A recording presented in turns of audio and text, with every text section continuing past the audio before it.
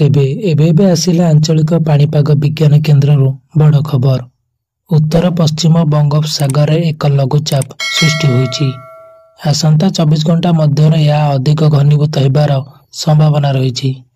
ପ୍ରଭାବରେ ରାଜ୍ୟର ବିଭିନ୍ନ ସ୍ଥାନରେ ବର୍ଷା ହେବ।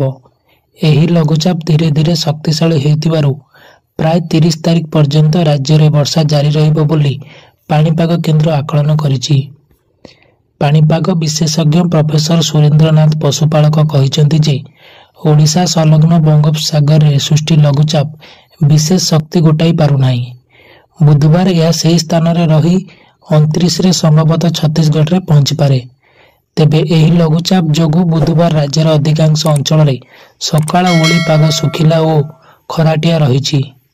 ସକାଳ 9ରୁ 10ଟା ପରେ ଭୁବନେଶ୍ୱର ସମେତ କଟକ, ପୁରୀ, ଖୋର୍ଦ୍ଧା, ଗଞ୍ଜାମ ଓ ନୟାଗଡ଼ରେ ପାଗ ପରିବର୍ତ୍ତନ ଆସିବ ଓ ବର୍ଷା ହୋଇପାରେ।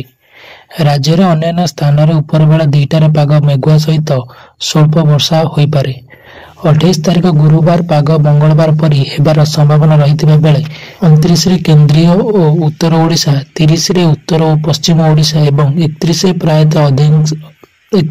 ପ୍ରାୟତଃ ଅଧିକାଂଶ ସ୍ଥାନରେ ସ୍ୱଳ୍ପ ଏବଂ ଅଳ୍ପ କେତେକ ସ୍ଥାନରେ ମଧ୍ୟମ ଧରଣର ବର୍ଷା ହୋଇପାରେ। ଅନ୍ୟପଟେ 3 ବେଳକୁ ଆଉ ଏକ ଲଘୁଚାପ ସମ୍ଭାବନା ଥିବା ବେଳେ ତାହା ମଧ୍ୟ ବିଶେଷ ଶକ୍ତିଶାଳୀ ହୋଇପାରିବ ନାହିଁ ବୋଲି ପ୍ରଫେସର ପଶୁପାଳକ କହିଛନ୍ତି।